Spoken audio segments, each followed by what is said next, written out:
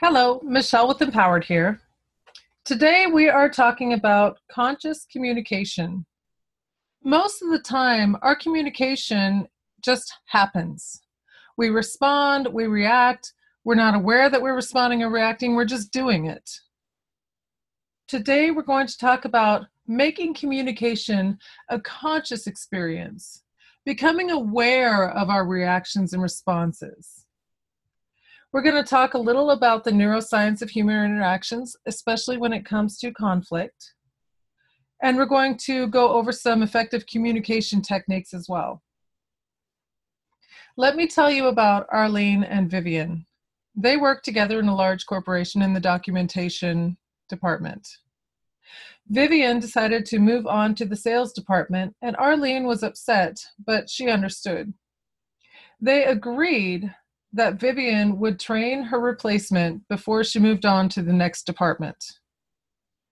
Vivian found and trained her replacement for about a week, and she got Terry to where he could do tasks on his own and ask her if he had questions. And she decided that it was enough that she could go down to her new department and start learning the ropes as Terry finished these tasks. Arlene looked over and noticed that Terry was sitting there alone, and she got very upset. She felt betrayed. She thought Vivian had just left Terry alone to his own devices without more training, and that she would have to pick up the slack. She went right down to Vivian's new department and yelled at her right in front of her new coworkers, asking her why she reneged on this promise of training her replacement. Now, obviously, both parties are very tense at this point, with Arlene yelling and Vivian understanding that with Arlene talking about her incompetence and reneging on promises, that her new coworkers are going to develop an opinion based on this. Communication typically breaks down at the point where emotions get charged. Emotions get charged when we perceive that one or more of our values, needs, or an aspect of our identity are challenged, threatened, or undermined. This could be offended, angry, hurt, defensive, which I'm sure Vivian felt all of those, and I'm sure Arlene felt a few of those. Let's go into needs, values, and identity. And we're going to start with identity. We identify ourselves on a very personal and intimate basis, and we can identify with several different groups at once: race, nationality, gender, orientation, class, ability, religion, politics, groups, sports teams. Do you know somebody who identifies with a sports team so much that if you say something about that sports team, they take it as if you're talking about them personally? Identity is personal and sensitive. But what about needs and values? Needs are pretty universal. They are stable. But values are moving targets. They're almost opinions based on what we think should be, and we develop those values based on how we were raised, our culture, and so on, our experiences. Dr. Abraham Maslow was made famous for his hierarchy of needs, and it's a psychological concept based on this pyramid here, where at the base of the pyramid, we have to have our basic survival needs met: food, water, shelter, and safety. Once those are met, we can get into psychological needs: the need for connections and friendships and intimacy, for prestige and feeling accomplished. And then once we get those needs taken care of, we can move on to self-actualization, which are our fulfillment needs, where we can use our creativity and our talents to make an effect on this world the way we want to. Now, when those needs aren't met, that's when we start to feel stress. And as you know, people who are stressed tend to trigger faster and with more intensity. Those emotional charges tend to be more intense with people who are under stress. How about values? Do you know your values? Some of them might be honesty, integrity, generosity, self-sufficiency, industriousness, punctuality, family. What are yours? Understand that values are the foundation of the judgments we make. For example, Arlene might feel that Vivian doesn't have integrity because she went back on her promise. Maybe she's not industrious because she decided to just leave Arlene with all the work in her perception. This might cause Arlene to label Vivian as lazy, incompetent, inconsiderate, however that goes. What labels do you put on your coworkers? Are you aware of those? Are they based on fact or are they based on opinion? I can say my coworker is funny because he's hilarious, in my opinion. And in my experience, I consider that a fact, but it's more of a judgment than a fact. We need to be able to separate facts from judgments. When communication is in balance, all is well. Everything happens just like we expect. We're working together, we're in a groove, we thrive, we are productive as a team. But when we're out of balance, what happens is communication fails. And when communication gets out of balance, we tend to look for equilibrium. We look for ways to even the score or to get even. And that could mean behavior that is dominant, passive-aggressive, or even includes sabotage, perhaps the way that Arlene yelled at Vivian in front of her new team. That could be considered sabotage. Think about equilibrium for a moment. Have you ever tipped a server less than the normal rate that you would tip them because you didn't feel like they gave you the service you expected? Have you ever written a bad review for a company who ripped you off? That is one way that we use to get even or to settle the score. This is human nature. We want equilibrium. When it comes to conflict, our survival used to be what conflict meant. We see a bear, and before we even get the chance to debate on this bear and find out if it's a nice bear or if it's a hungry bear or if it has a cub nearby, our brain is already kicked into action with a response that might be to fight the bear, to run away from the bear, or we just might freeze up instead.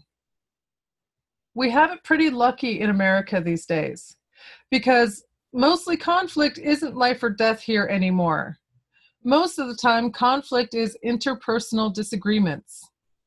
But our brain's reaction is the same way. It is nature.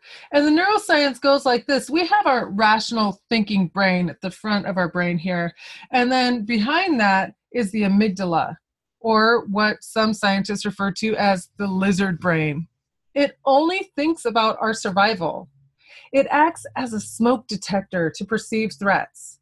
It thrives on pure instinct, and it doesn't operate from morals or value. It doesn't ask the bear any questions. It doesn't consider the bear's feelings being hurt if we run away. And it's 50 times stronger than our rational thinking brain. So it takes over and we react. That's why we have knee-jerk reactions. Now, the issue with this not being life or death survival is that we are sparking that amygdala, which floods our body with cortisol and adrenaline and makes us that upset pretty often. We respond impulsively, which causes other people to have certain opinions of us, but it also causes a long-term exposure to cortisol and adrenaline, which can cause health problems, depression, insomnia, and a plethora of other issues that we don't want. The way to counteract this is to try to find some peace so that we have fewer emergency responses from the amygdala. This could mean meditation or yoga or writing or drawing or counseling. You decide what brings you peace. But the fewer instances of that adrenaline response we can have, the healthier we will be, and the better able to deal with situations we'll be. The cool thing about communication is that we have a choice to do that knee-jerk amygdala reaction or to choose how to respond. And it takes a little bit of preparation and practice and thinking about it to respond. But here's how we do it. We stop when we feel ourselves getting upset. We stop, reflect on what's going on, decide how we can move forward, and then collaboratively act and negotiate on those points. When I say stop, I mean when you feel yourself getting charged up. Some people, they feel it in their body, in the throat. It's a tightness in the throat. Sometimes it's a tightness in the chest or a literal gut feeling. When you feel this, take a breath, because there's always time for a breath. And if it's an immediate situation, for example, Arlene yelling at Vivian right now, Vivian might say, okay, Arlene, I want to take care of the situation with you, but right now I'm going to walk away and take a minute. And then she can walk away and gather herself. While she does that, she feels and recognizes the charge. And it's okay to sit in the tension between fight or flight. Feel that discomfort and know that it's okay, it's natural, and you can work through it. Think through the situation. Think about the perspectives. Obviously, you have your perspective, and think about their perspective too. Where are they coming from? It's time to separate the facts from the feelings and judgments. Feelings and judgments are moving targets. There's not much we can do about those, but we can all agree on the facts, what is actually happening, and that can ground our conversation. Some questions to ask are, what is my role in this? Perhaps Vivian, when she planned to set Terry up and then go down to her new department to learn ropes, she could have told Arlene her plan or discussed it with her and reassured her that she was still taking care of Terry. That might have stopped the situation before it became a situation. But now we have to deal with this. So what's the goal? What is the end goal that we're looking for with working through this? What can I say? Vivian can tell Arlene, hey, you are a real jerk downstairs. Or she could stick to the facts and say, okay, we have a misunderstanding and you came down and yelled at me. Here's what happened. What results can we really expect from resolving this conflict? What can we hope to move forward with? And then how will I handle pushback? Because no doubt when Vivian starts talking to Arlene about the situation, Arlene may have a defensive response. Again, that's natural and expected. So how will we handle that? One way most people handle it, if we're just doing the knee-jerk reaction, is to get defensive right back. You can do that, or you can choose to focus on the facts and keep yourself from getting defensive as well, because it doesn't go anywhere that way. It's time to decide how to approach the issue. Is it best to use an email, or is it best to do it in person? Do I need a manager with us? What is going to be the best time to deal with this? While we have the pressure of a deadline this afternoon, or perhaps after that? And what open-ended questions can I think of in advance to work this conversation? And then we act on it. We get into that meeting, and it's really important to set the tone. Vivian might say to Arlene, okay, we're here because we had an incident yesterday, and I want to collaborate on some solutions and get these results. I want to let you know that I'm taking care of Terry and how, and I want to talk about how we communicate in the future. Remain kind. Even if you don't like the person who you're having this disagreement with, we can still be kind to them. They are a person. Respect boundaries. both yours and theirs. Set your boundaries and expect that they will be respected, and respect the other person's boundaries as well.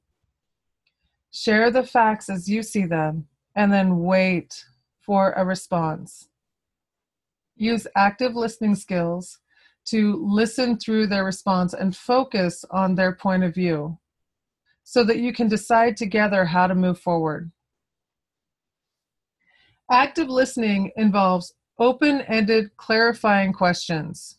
Instead of yes or no questions, we use who, what, where, when, why, and how to draw information out to help people to feel heard. We're going to remember to keep being kind and paraphrase back what we're hearing. That way, the person that we're working with can feel respected and heard and honored in that way. And then we can move forward to resolve the situation together. While we're working through this, separate the person from the problem. For Vivian, she may feel that Arlene is definitely a problem. But the problem isn't Arlene. It's the situation that she had a misunderstanding and yelled at Vivian in front of her new team. What are the facts? It's not the person, it is the facts that we need to focus on. Describe your side of the issue using I statements. I feel, I did, I am, versus you did this and. If we can keep from being accusatory, we can lessen the defensive reaction that we're getting.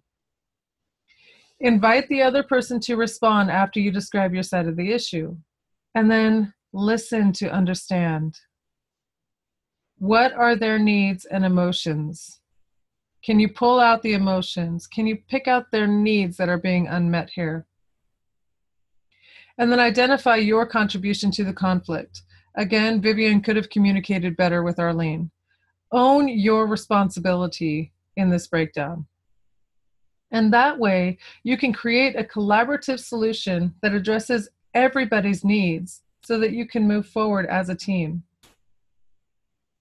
Negotiating collaboratively takes forward thinking. Choosing things that you can agree on, typically facts, and mission. Make sure that the process is fair. Fairness is a deep human need, and we all need to feel like we have equilibrium. So keep that in mind as you're going through and solve the problem together so that everyone can own the solution. It's not me telling you what to do and how to do it. It's us coming together for a solution. Once you do find solutions, write them out. Put it down on paper so that you have it and everybody is clear. And if you can't find those solutions yourselves, get some help. Don't just let this problem die on the table, because it's not going to die. It's going to sit there and get nasty and cause rifts among your teams. So talk to your manager, talk to your HR director, perhaps get a mediator. To sum it up, we can choose between our reactive knee-jerk reactions or we can choose to have purposeful responses. Conflict is usually tied to needs, values, and/or identity. If we can recognize which one of those this issue is tied to and then name the facts, we're going to be a lot quicker at solving this problem and continuing on as a team. The brain takes over with charged situations. Sit in that discomfort, feel it and understand it for what it is so that you can reason through it and collaboratively come up with a solution. Use active listening with respect plus forward-thinking collaboration to effectively solve your issues amongst you, and that way you can move on together. Thanks for being here today. If you have takeaways to share or questions to ask, you're welcome to email me at michellem@empoweredfacts.com. Be safe, be strong, be empowered.